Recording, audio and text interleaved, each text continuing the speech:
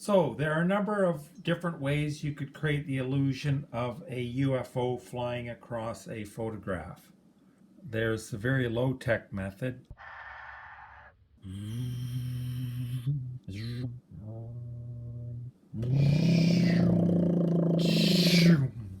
Or you could use a real landscape.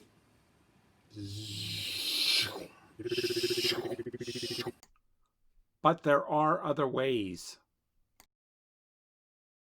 Okay, now we've got a layering project where I'm going to take a still image, turn it into a moving landscape, and then overlay a couple of, well, I don't know, maybe some UFOs flying over it. So we just have to load what I've got here, and I've got a very specific folder already made. It's got some sounds, it's got some green screen, and it's got one panorama. So we'll just drop that into the bin.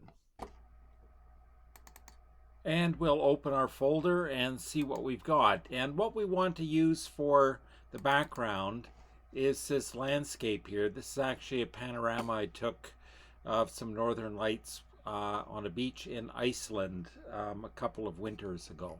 So in order to set the correct size for the timeline window, we'll take this image here of the flying saucer, which is default 1080 by 920p. So you just drag it on there and it sets the size of the screen that we want. And now if you want, you could just delete that. And then we drag this photograph here. We want this to be the background. So we drag this onto the timeline, and then we will have to size it to fit. So first of all, you want to stretch this out a little bit, and you want to make it a lot longer. We'll make something, let's say 24 seconds. We can always change that. So we click on here, go into effect controls using the scale function, and then we scale it just so it just fits the size of the screen itself. Then we need to move it over using horizontal positioning to the very beginning of the image. Okay, there you go. What you want to do is you want to set a keyframe on the position of it, because we're going to move the image so that it appears that we are panning across a landscape, even though it's just a still photograph. So you click onto position and it puts a keyframe right at the beginning of the timeline here, and you drag it to almost the end right there, and that's where the pan will finish. And then now we drag this image right across and it ends here. So you can see it installs one keyframe. So now if we bring this back to the beginning, you'll see that it pans through the entire image as if there is perhaps a drone or something flying across. So you can see it goes right to the end there. So the next thing that I want to do is open up the flying UFO. It's green screen, and we want to start it right at the beginning and then move it to the end of the image. So we marked it in over there and mark out over here. And then we can drag it over top of the image, and it goes about halfway. So of course we want to make that a lot smaller, but we want to do a couple of things first. We're going to highlight that and then go into scale, and we're going to shrink it down a little bit, and then I'm going to take the crop tool and cut off a little bit of this here. So we go into effects, video effects, transform, and then there we have crop, and we just drag crop tool up there, and it's going to stay cropped, so you don't need to make any keyframes on it. And essentially you want to do the top and the bottom, and you can crop the edges out also, so you actually have less screen that you have to green screen out in case there's any irregularities in there. There we go. So what we need to do now is we want it to fly across the screen, but the first thing we have to do is color key it so we get rid of anything around there. And we go to keying and ultra key. We'll use ultra key, as in this particular case it's the best of the keying tools. So you just, once you open ultra key, you just click on the selection tool there and you just click on the green and it pretty well just disappears. And if you want to soften it a little bit, you can do that with matte cleanup using the soften function. And if you soften it just slightly, what will happen is that it'll integrate a little bit better in the background video. Okay, so what we have to do here, I want it to fly across. So I'm going to shrink it a little bit more using the scale function. And I'm going to first bring it out to one end and I'm going to have it zoom across till about halfway to here. Okay, so I want a little bit of a tilt on it, so I can put rotation, and we're going to want keyframes in here in the position, the scale, and the rotation. So I just have to perhaps make it a little bit smaller and then have it start using the positioning functions kind of down there, and it's made a keyframe. Now what I'm going to do is drag this to the other end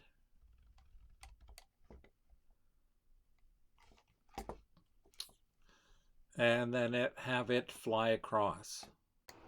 Using horizontal positioning, maybe make it go up a little bit higher and slightly bigger here. There we go. Now, maybe you want it to look like it's flying in a bit of an arc. And so at one point you can kind of make it move up a little bit, and then as it's nearing sort of its final point, you can change the rotation. And then as it gets closer to the end, you can make it rotate a little bit in the opposite direction.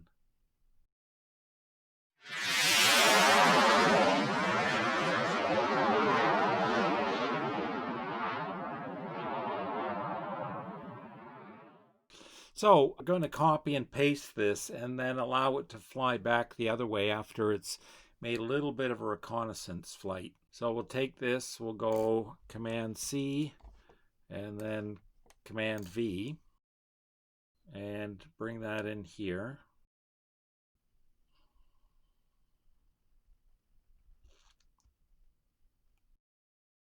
And then what you need to do is, well, let's try making it go backward. So you do Command R, this comes up, and we'll just reverse the speed and then see what happens here.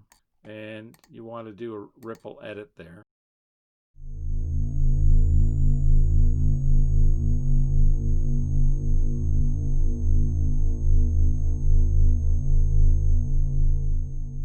So that makes it appear to actually slow down.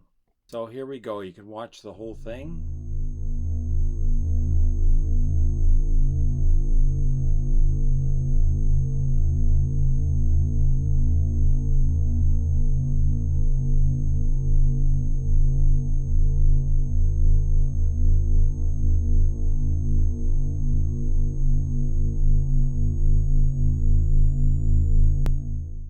And here, if we like, we can actually make it drop a lot lower as if it is actually going to land. So we use the vertical position function. There we go.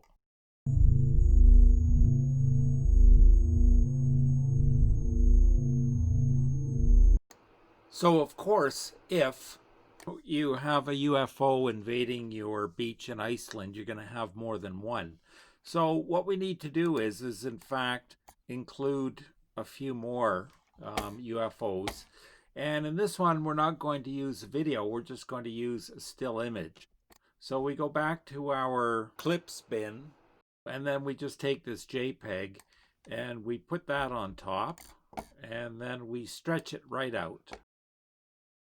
And we go again to effects. We use the Ultra key on here, the eyedropper.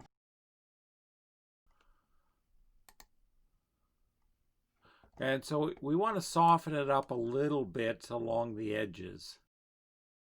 You can see there, just so it fits in a little bit better. And then we're going to shrink it to some degree using the scale function. And we actually want this one to be behind the other one in case it scoots past. So what you do is you'd put the other video up top. And we'll drag this one down. And we'll leave room in case we want another flying saucer in there. So we want to make that a little bit smaller.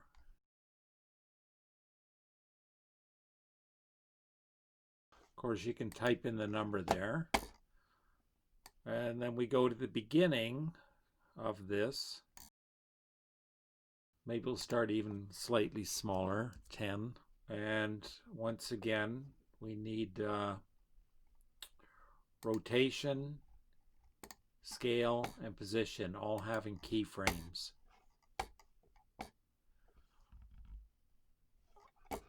And so we drag it back to the beginning. This one we're going to start up.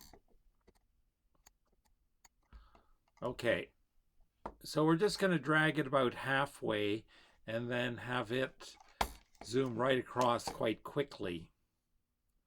Not even halfway. And then we want this to shoot across using the positioning functions and then go a lot lower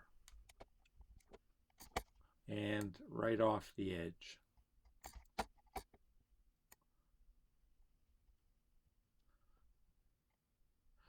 And I want this to actually work with the rotation. And then put another keyframe here. I want it stable up to there.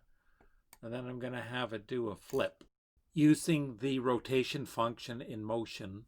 Maybe not quite that many.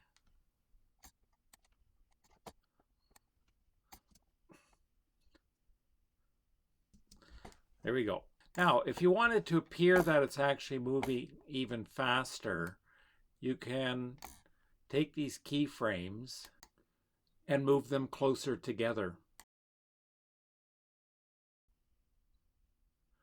And you probably want it getting a little bit bigger as it goes along. So it starts later than the other one, but it moves faster.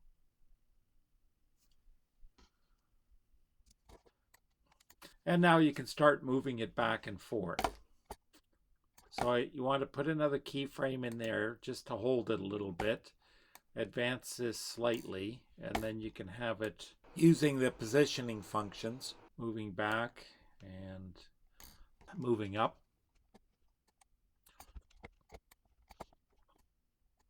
Put in another rotation keyframe there. And then as it scoots off the other end, you can have it turn around again, maybe a little bit. And then you have it fly off the end there. And then once more, you could actually just have it fly across. So you put keyframes in everything again. Advance it a little bit using the positioning functions. Make it perhaps a little bit bigger and then rotate it the other way and then have it fly off the end using horizontal positioning. So now we can see the other flying saucers.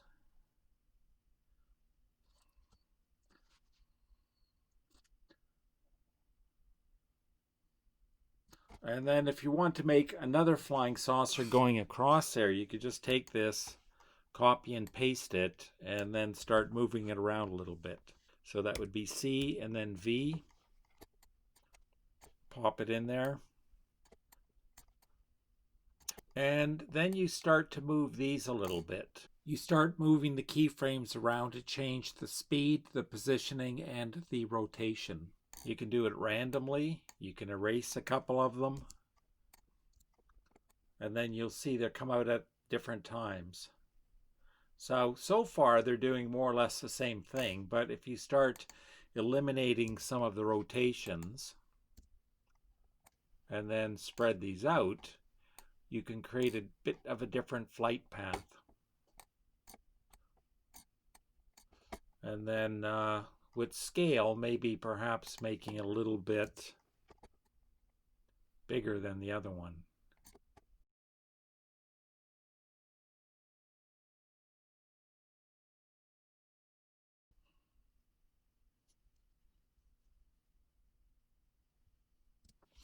And so probably you're going to want to eliminate all of the rotations on this one and just have it flying straight across.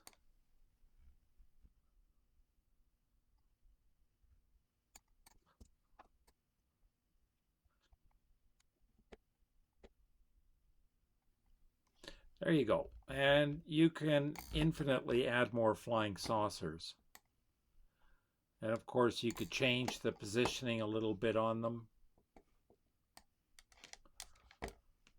And then you'll see that one will kind of jump up and down.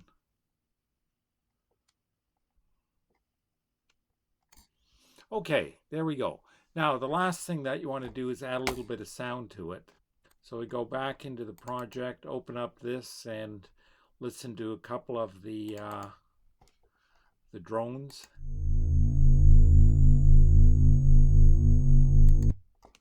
So that one sounds pretty good. We can drag that. We'll just insert it. If we want that one to go a little bit faster, we can actually just do Command R, make it 200%. It'll have a bit of a different sound.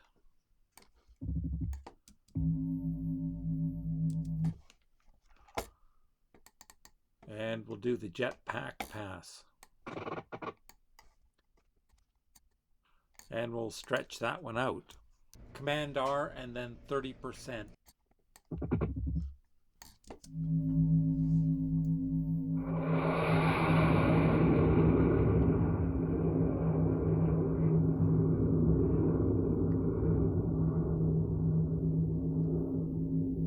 And we could probably make another copy of that one. Command C, Command V, and then maybe stretch that out. Command R, make that one even slower. 20%. And drag it back under there.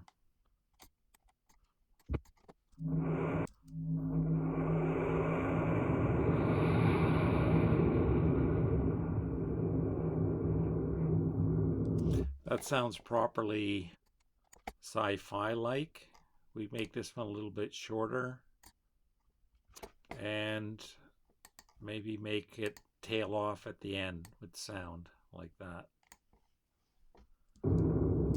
Okay, let's see what the entire thing looks like.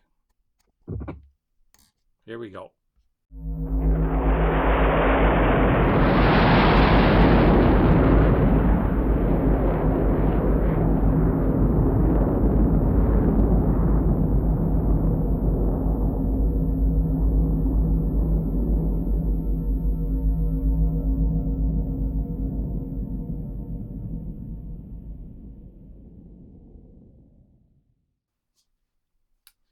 So that's how you turn still images into moving images. Now, I have to confess, I didn't actually see any flying saucers up there, but I was on that beach that night when the Northern Lights just happened to pop out. So it was kind of a magical time. And I used Photoshop to create a panorama from about 12 different images. Now, you want to export this to be a film, so you make sure that for the endpoint you do Command, where you just press O and it puts your endpoint in there, and then you just do Command M or File, Export Media. And you want this to be H264 again. The output name UFO sounds just fine, except you want to put it where you've been working, and that's in UFO. And you save that, and you have the size that you want. Match source, high bit rate, and then you just go export.